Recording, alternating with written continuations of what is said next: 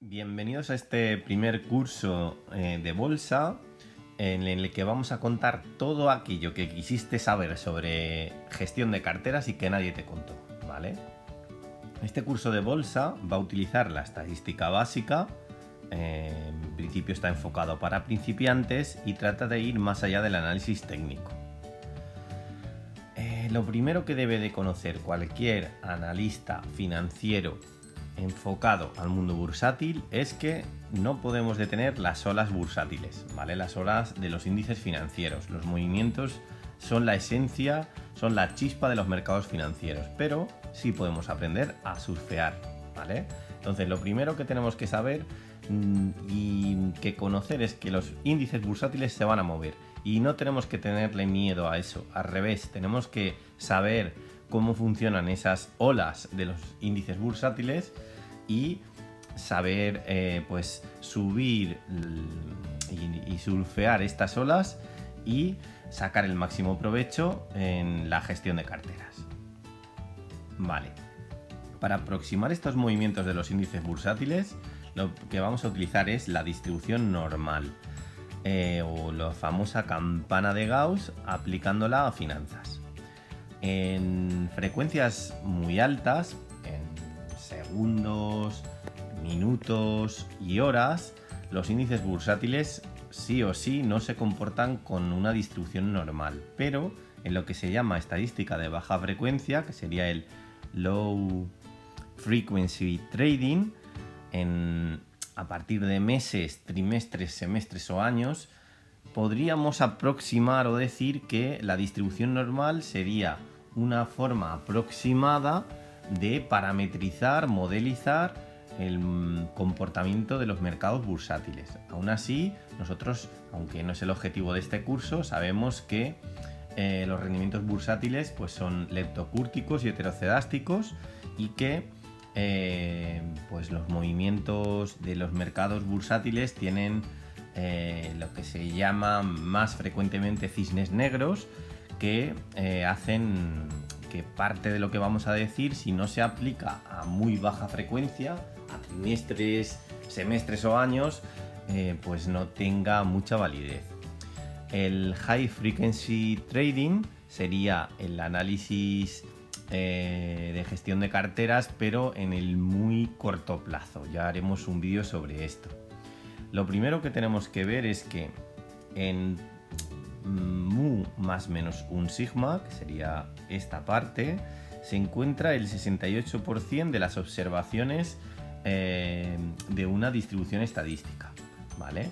Por ejemplo, si estos fueran los rendimientos del IBEX y esto fuera la media, por ejemplo, que en un año el IBEX va a subir un 3%, ¿vale? Pues si la volatilidad fuera de un 10%, entonces tendríamos mu más un 10%, tendríamos un 13%. Y si a la media esperada esperamos que este año, por ejemplo en 2021, la rentabilidad del IBEX esperamos que sea un 3% y la volatilidad de un 10%, pues esto sería mu menos sigma, sería un menos 7%, ¿vale? El 10%, el 3% menos 10%, ¿vale? 3% menos 10%, pues sería un menos 7%, ¿vale?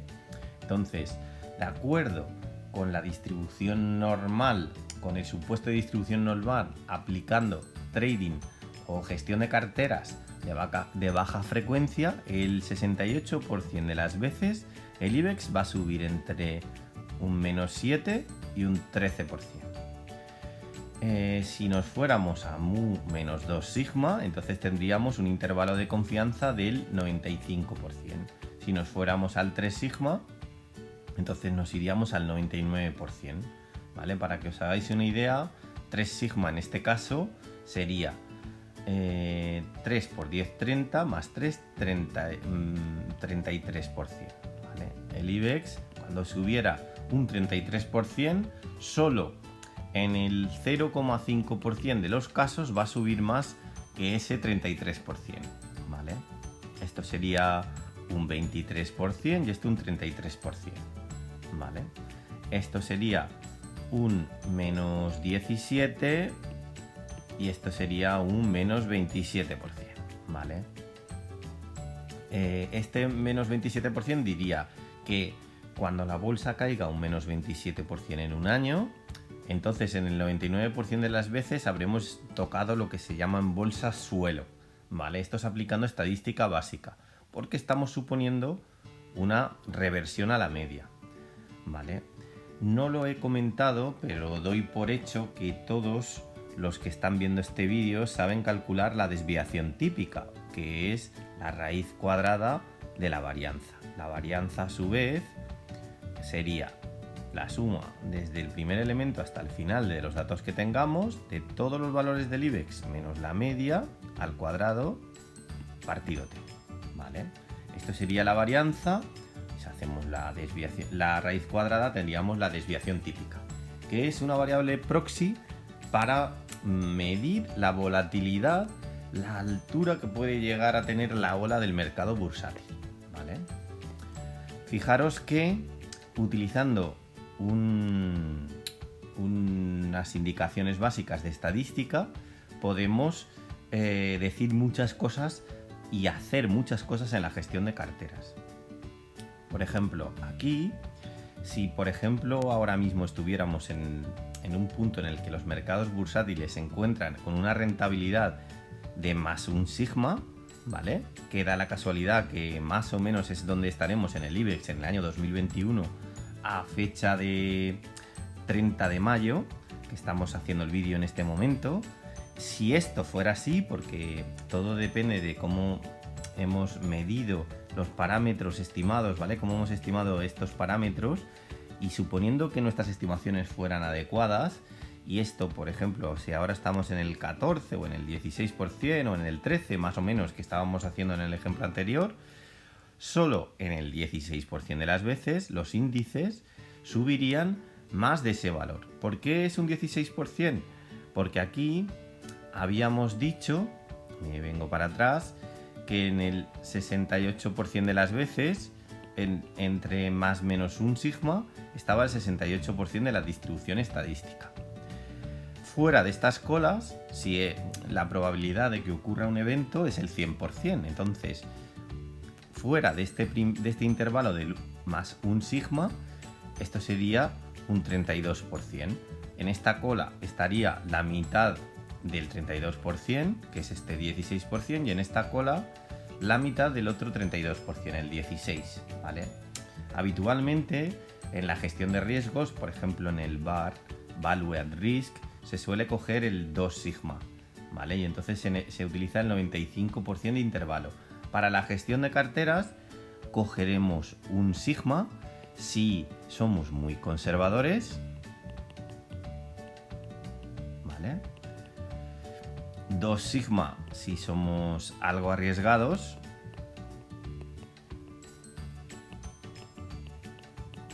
y ya si somos muy arriesgados pues nos esperaremos al 3 sigma, ¿vale? Para tener ciertas, entre comillas, señales de sobrecompra y sobreventa. Cuando estamos en la cola izquierda, esto sería un cisne negro. Imaginaros que podría haber un 6 sigma, ¿vale? Esto sería un cisne negro. Incluso también sería un cisne negro y no sea 6 sigma positivo, ¿vale? Nunca en un año un índice bursátil, por ejemplo, como el IBEX 35, ha subido un 80%. Entonces esto sería, imaginemos un 6 sigma, también sería un cisne negro, ¿vale? En otras áreas del conocimiento, ¿no? En finanzas se utiliza también este tema de el 3 sigma, 2 sigma, 1 sigma. De hecho, por ejemplo, la fuerza que tienen que aguantar los tornillos de un puente de alguna manera se estudia o se analiza para que por lo menos sea 5 sigma o 6 sigma. No vaya a ser que si no tenemos suficientemente fuerza a esos tornillos, cuando pasen 2 o 3 camiones el puente se venga abajo. Entonces, esta herramienta estadística básica se utiliza en todas las áreas y es vital para la toma de decisiones, ¿vale? Si por ejemplo cogemos este gráfico del IBEX y imaginemos que esto es 100, que sería el valor inicial del índice a principio de año. Esto sería lo que ha hecho el IBEX de enero a diciembre desde el año 99 hasta el año 2001, ¿vale? Fijaros, el año de la pandemia, el año anterior, que sabéis que estalló oficialmente en marzo. Cuando estalló la pandemia, el índice cayó más que nunca en la historia. De hecho, llegó a caer más de un 30% en el mes de marzo, ¿vale? En este caso, el índice cayó mucho y luego pues recuperó parte del terreno. Este año, que estamos más o menos en un 14%, ¿vale? El year to date del IBEX ahora mismo es un 14%, ¿vale? El year to date es el cuánta rentabilidad tiene el IBEX desde diciembre, desde el 31 del 12 de 2020, ¿vale? Entonces este año el IBEX ya ha subido bastante, un 14%, desde el nivel 100 pues ahora estaría en 114, ¿vale? Es decir, ha subido un 14%.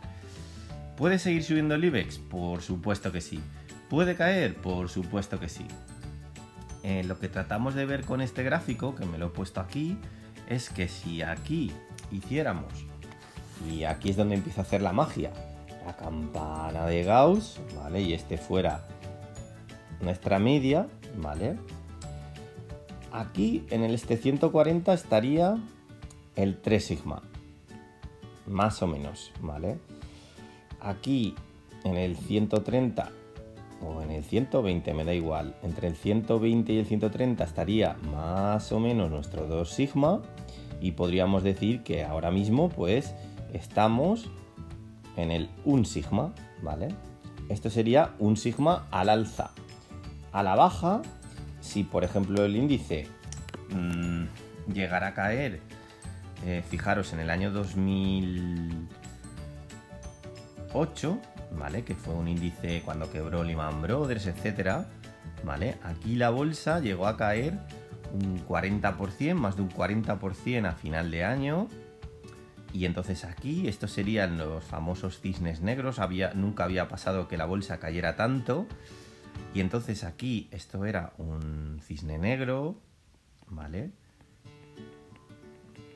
Y esto era un 3 sigma, ¿vale? Pues nosotros, cuando la bolsa aquí caía, decíamos, ostras, como nunca ha caído tanto, pues lo normal es que volviéramos hacia arriba en algún momento, ¿vale? Reversión a la media. Esto podría ser una manera, ya os comento que no es una forma mágica, simplemente es una metodología de estudio más de los índices bursátiles, y lógicamente aquí se podría decir en terminología bursátil que los índices estaban sobrevendidos, ¿vale? Porque mucha gente había vendido excesivamente para los fundamentales de la economía española, y en este caso, ¿vale? Este sería el caso del año 2006, previo a la quiebra de Lehman Brothers, ¿vale? En aquellos maravillosos años.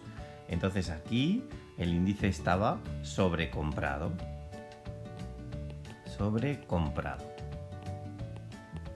¿Quiere decir que cuando un índice ha subido mucho luego va a caer? No necesariamente. Lo que suele pasar es que cuando se producen tendencias a largo plazo, de hecho los trend followers, y aquí hay toda una literatura extensa que veremos en siguientes vídeos, cuando los mercados han subido mucho y están muy sobrecomprados, es cierto que no hay que seguir tomando posiciones, pero lo que suelen hacer muchos fondos de inversión es comprar cuando la bolsa sube, y hasta que no sube mucho no compran, y entonces retroalimentan subidas que desde un punto de vista estadístico parecen irracionales.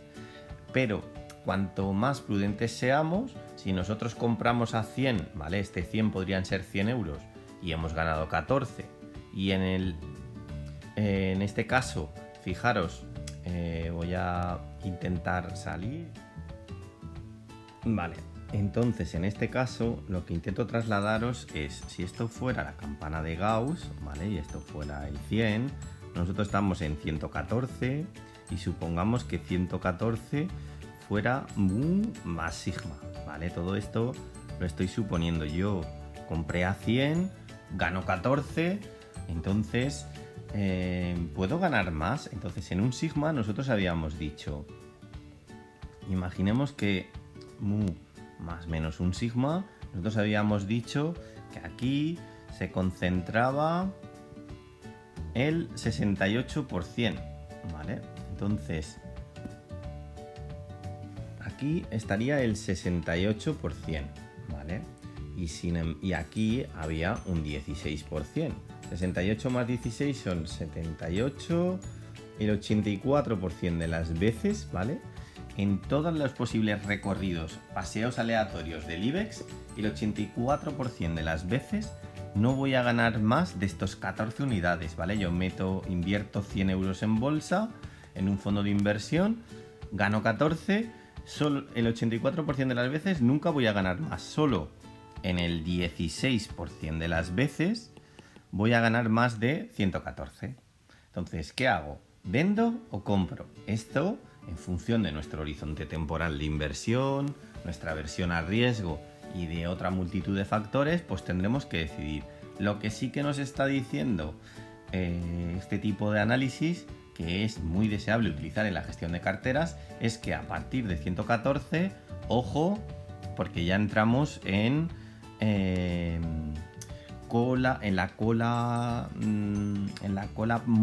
excesivamente positiva de la distribución, y a lo mejor puede ser que estemos empezando un proceso de euforia, ¿vale? Esto ya no es alegría, esto es euforia, y detrás de la euforia pues viene el bajonaco, ¿vale? Y entonces un poquito lo que queremos ver en este vídeo y el objetivo de esta estadística es ver que en algún momento habrá reversión a la media.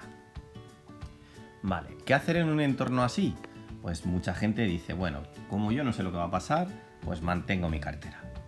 Otra forma de verlo, como los índices han subido, entre comillas, mucho, más de un sigma, pues reduzco posición y volvemos a subir a los mercados bursátiles cuando estemos en la parte baja. Otra forma de verlo, otra forma de actuar, que esta ya es un poco más de nota, sería vender una call out of the money, por ejemplo a 3 sigma, es decir, mucho más arriba, ganar un poquito de dinero y mantener mi cartera actual. Y luego dice, pues tomar más posición. Vale, la última que había puesto es, la otra opción sería, pues chico, ya que ha subido, pues doble o nada, vuelvo a tomar más posición, porque como estamos en un mercado aparentemente alcista, mientras suba yo compraré, y como dicen muchos de los amantes de la bolsa, es strong buy.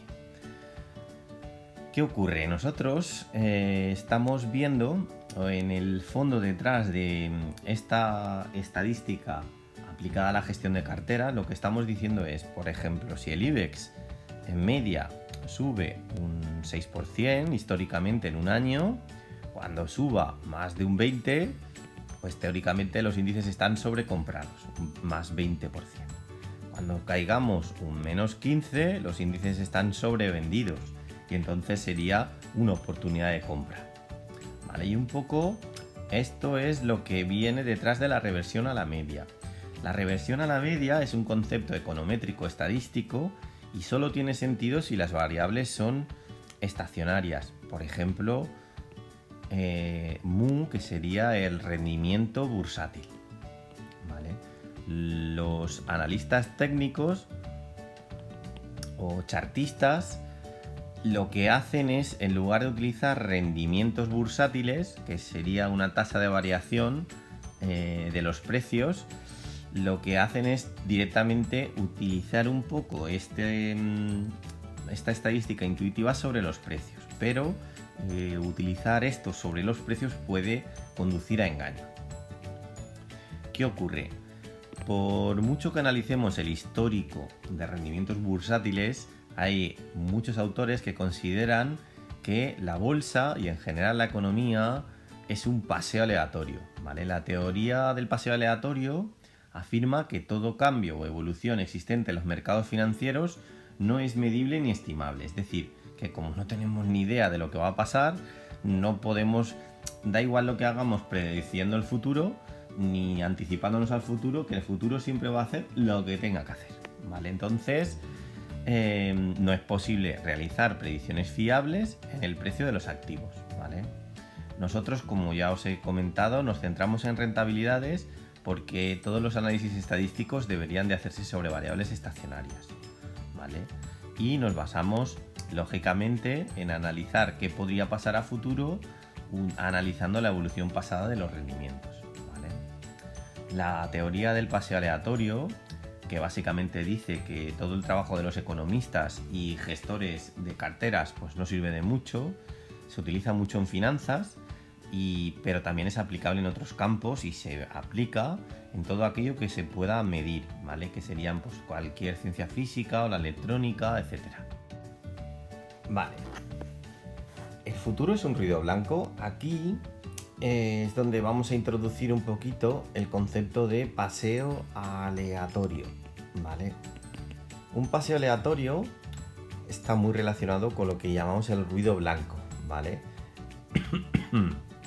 Este tipo de estadística, econometría, se utiliza mucho en finanzas y sobre todo, como hemos dicho, en econometría.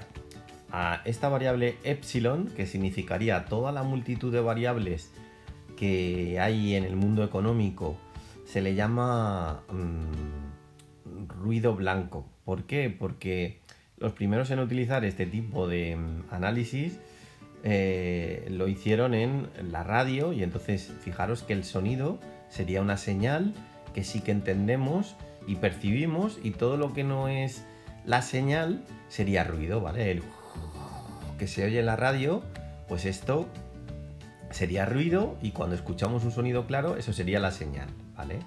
Fijaros que de alguna manera los precios del IBEX en 2021 serían igual a los precios del IBEX en 2020, ¿vale?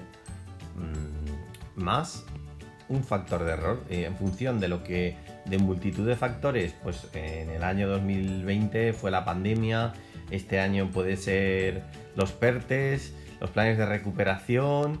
Pues esto puede hacer que esto sume en positivo, y entonces el año 2021 pues esto suba. Fijaros que si cogemos los precios de 2020, 21 y esta parte la pasamos al otro lado, menos los precios de 2020, esto significaría que son un ruido, ¿vale? Son un ruido blanco, es un paseo aleatorio, es que no sabemos lo que va a pasar. Habitualmente a este epsilon se le dice que se distribuye según una normal 0,1. Podría ser una T de Student o cualquier otra distribución un poco leptocúrtica que tuviera lo que se llaman en finanzas colas pesadas, que tuviera eventos extremos. Entonces fijaros, si a esto lo dividiéramos entre P 2020, los precios del año 2021 menos los de 2020, precio 2020, estos serían nuestros rendimientos. Entonces los rendimientos en T más 1 a futuro que podríamos estimar se distribuyen de manera estocástica, de manera aleatoria. Entonces no podíamos saber nada sobre los rendimientos en el futuro porque no tenemos ni idea de lo que va a pasar, ¿vale? Esto es lo que dice la teoría del paseo aleatorio y del ruido blanco, ¿vale? Entonces, Malkiel lo que decía es que existe una creencia de que las figuras bursátiles o económicas se repiten en el mercado, ¿vale? Pero esto se debe a una ilusión estadística, ¿vale? La historia tiende a repetirse en bolsa, pero con una sorprendente variedad de formas infinitas que hace que cualquier intento de beneficiarse de los conocimientos del pasado, ¿vale? Pues sean ínfimos, y al final pues aprovecharse a futuro de cosas que han pasado en el pasado según la teoría del paseo aleatorio y de que los mercados son eficientes, pues serviría de poco, ¿vale? Fijaros que Malkiel dice que los mercados son eficientes, es decir, los mercados hacen lo que tienen que hacer y nadie es lo suficientemente listo o más listo que el mercado, porque en el mercado están todos los analistas económicos comprando y vendiendo, y entonces si el IBEX ha subido es porque tenía que subir de acuerdo con la información que tenemos hasta ese momento, y pensar que porque históricamente no va a seguir subiendo, pues a lo mejor ocurre, a veces sí, a veces no, ¿vale? Y esto es lo que dice de un paseo aleatorio, ¿vale? Según la teoría de Malkiel y otros autores, que el libro os recomiendo que os lo leáis, Un paseo aleatorio por Wall Street, pues dice que es imposible obtener una rentabilidad superior a la media del mercado de forma consistente, ¿vale? Entonces, este tipo de autores lo que creen es que la mejor opción para invertir pues es comprar fondos índice que repliquen determinados índices como el IBEX 35, el Eurostoxx 50, el Merval, el Standard & Poor's, todos los índices, que sería una gestión pasiva, ¿vale? Lo que decía Malkiel es que un mono lanzando dardos a un periódico de finanzas y cogiendo una cartera de España de valores de manera aleatoria, es decir, lanzando los dados sobre un determinado periódico y escogiendo 35 valores, lo haría mejor o igual que cualquier analista que hiciera un análisis sesudo y se compusiera una cartera, por ejemplo, en lugar de 35 vamos a poner 7, pues lo harían tan bien este mono que cualquier analista con estudios de posgrado, ¿vale? ¿Qué ocurre? De acuerdo con la teoría de Malkiel, porque al final los rendimientos siguen un paseo aleatorio y es imposible predecir el futuro, pues la mejor estrategia para invertir sería utilizar la gestión pasiva, ¿vale? Y entonces así pues nos ahorraríamos los costes de muchos analistas que realizan lo que se llama la gestión activa, que sería un poco gestores como lo que hemos contado anteriormente, que utilizando los rendimientos bursátiles, el análisis fundamental y toda una serie de conocimientos tratan de sacar un rendimiento por encima del mercado, ¿vale? De la media del mercado. Los analistas técnicos, ¿vale? A diferencia de las teorías de Malkiel, ellos argumentan que los humanos tendemos a comportarnos de la misma manera ante situaciones similares. Por tanto, ante situaciones idénticas como una caída de 2 sigma o de 3 sigma de subida, los humanos vamos a nivel agregado vamos a comportarnos igual. Entonces cuando cae mucho compramos porque creemos que está barato y cuando sube mucho vendemos porque creemos que está caro, ¿vale? Pues indicadores técnicos haremos más vídeos, o el análisis chartista utiliza por ejemplo las ondas de Elliott, pero hay millones de indicadores, ¿vale? Como el indicador de Williams, las bandas de Bollinger, etcétera, ¿vale? ¿Qué más cosas? ¿Qué es más efectivo? Vale, frente a los analistas técnicos, aunque de manera similar, los analistas fundamentales, ¿vale?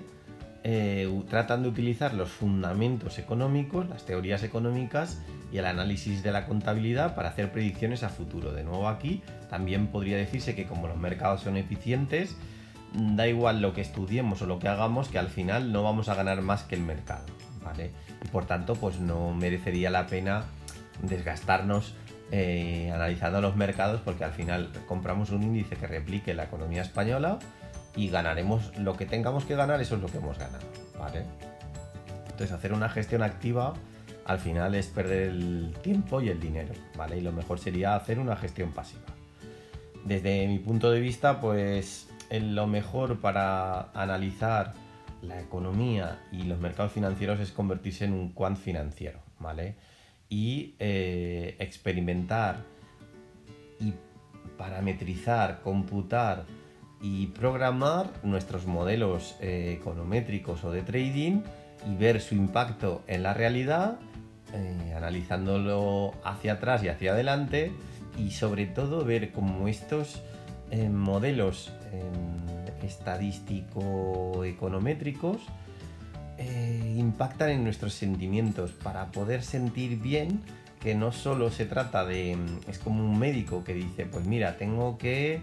Imaginaros que ante una gangrena tengo que amputar una pierna, ya, pero ampútala y siente el dolor de amputar, el dolor que puede producir eso en un ser humano, ¿vale? Pues para analizar los mercados financieros, lo mejor es convertirnos en quants financieros, ¿vale? ¿Qué problema tiene esto?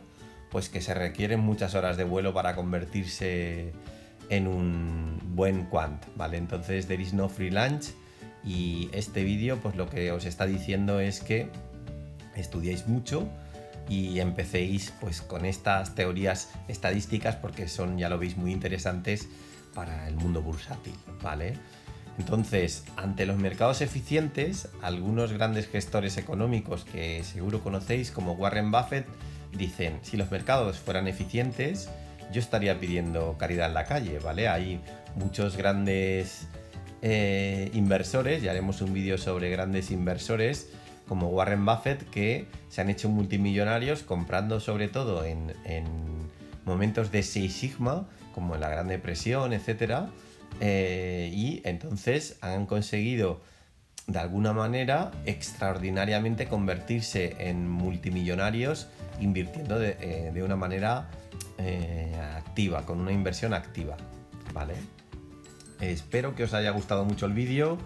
He querido acabar este vídeo recordándoos una frase que cuando utilizaba mucho Bloomberg se decía que era market moves, ¿vale? El mercado se mueve, pero a mí me gusta más decir el mercado muta, ¿vale? Entonces, importantísimo para los pequeños Padawan que no os olvidéis que las olas de los mercados bursátiles se pueden medir en sigmas, y estas sigmas, ¿vale? La ola será, el tsunami será más grande o más bajo en función de estos parámetros.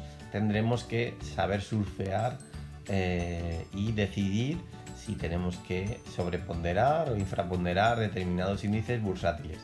¿Qué es lo mejor, qué es lo peor? Pues eso, cada uno vais a sacar vuestras propias conclusiones, y aquí no hay magia, solamente hay ciencia, ¿vale? Si os interesa que hable de algo en concreto, escribir a Economía Mutante, y sobre todo, si os ha gustado el vídeo, suscribiros al canal de YouTube, buscáis Economía Mutante, y como no hay publicidad, pues seguro que os gusta lo que voy subiendo por ahí, ¿vale? Un abrazo y hasta el siguiente vídeo.